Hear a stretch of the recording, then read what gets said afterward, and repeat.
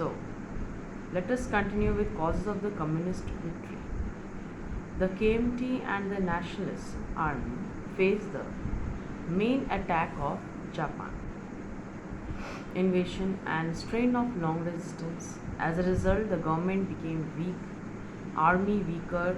The depletion of the effective military power led to a consequent increase in the relative strength of the communists. Chiang Kai-shek and the KMT party was discredited for the corruption and inefficiency of its officialdom. There was widespread bribery, and the top-ranking officials adopted all means which would benefit them. Chiang was not prepared to offend his supporters in any way.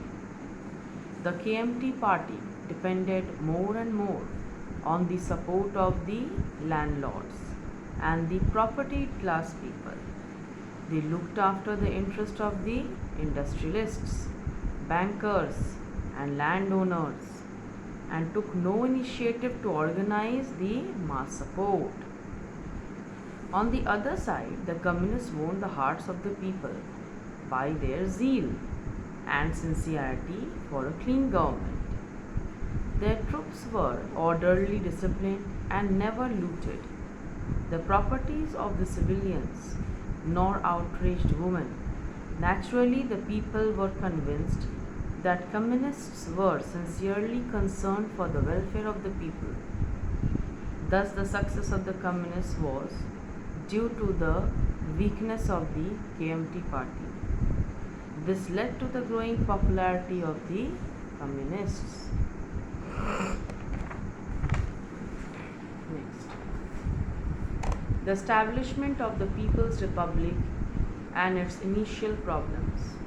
After the communist victory over the KMT in 1949, Mao Zedong set out rebuilding the shattered China. The problems facing the new government were numerous and complex.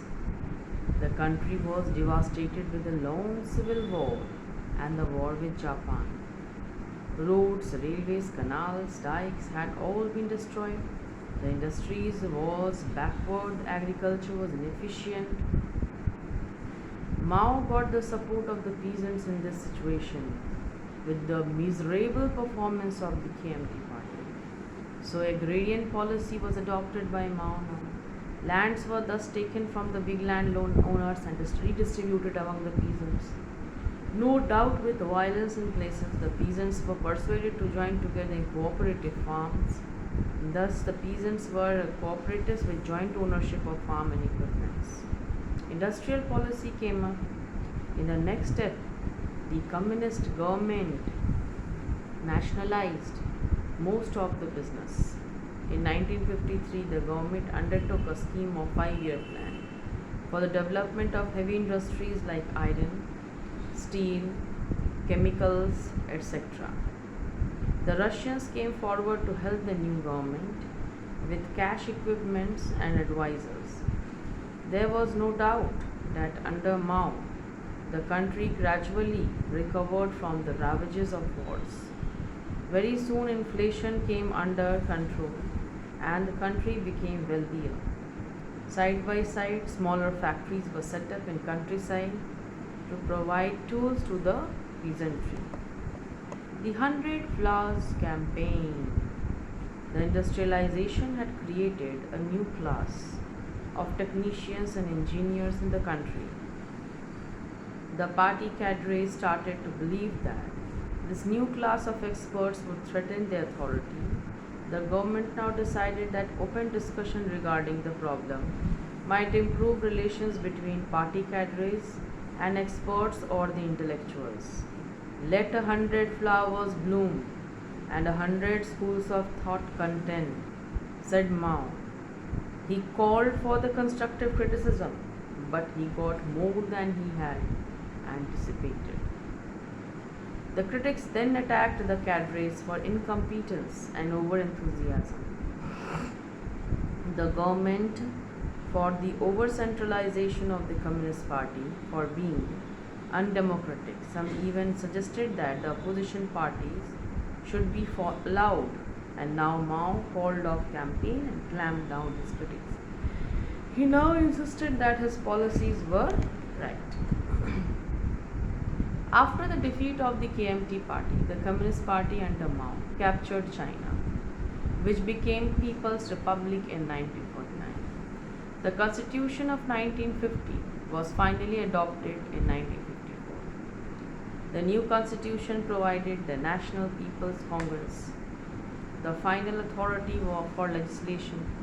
The members of this body were elected for 4 years by the people over 18 years. So the State Council of Chairmen of Republic were to be elected by the Congress. Economic development developed. Great leap forward was adopted.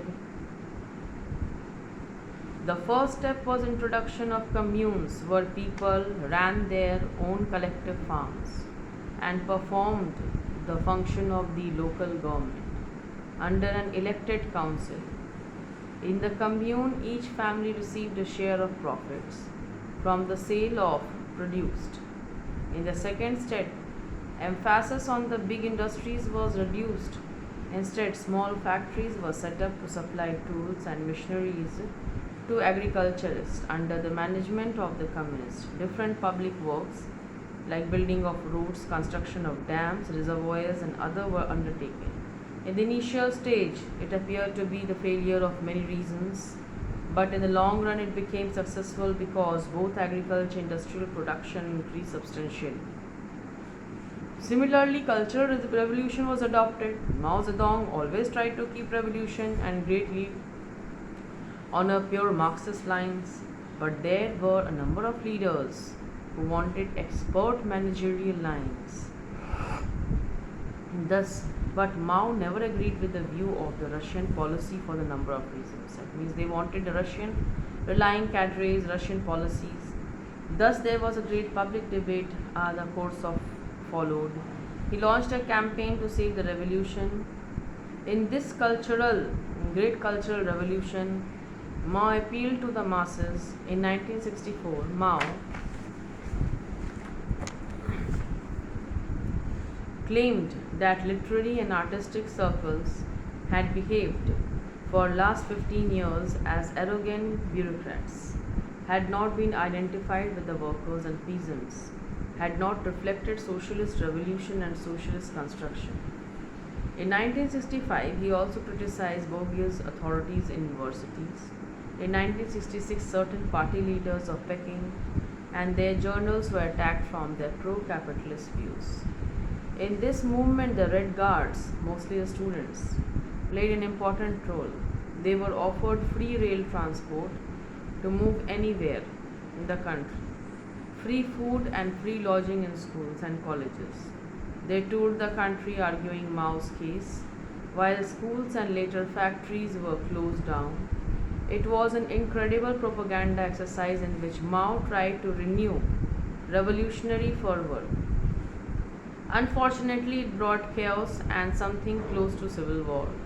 The student masses physically attacked the authority. Not just critics of Mao, teachers, professional, local party officials and others were also the targets. As a result, millions of people were disgraced and ruined. At the party conference in April 1969, revolution was declared and ended. Thus, the contribution of Mao Zedong was great in the Chinese history. A scattered China became united by his great efforts. The famous Red Army of China was the creation of Mao. His policy of 5-year plan and great leap forward placed China on a stable economic and financial condition after the devastation done by the Britishers, after the colonization of the Britishers. Mao decided to implement communist ideal according to the need of China and became very successful. By this efforts, China gradually became a powerful state in world politics. Thank you, students. In this way, we have ended the part of lesson of the decolonization Asia China. So you all read this part and supporting study material today I have uploaded. So you can go through it. Okay. Thank you.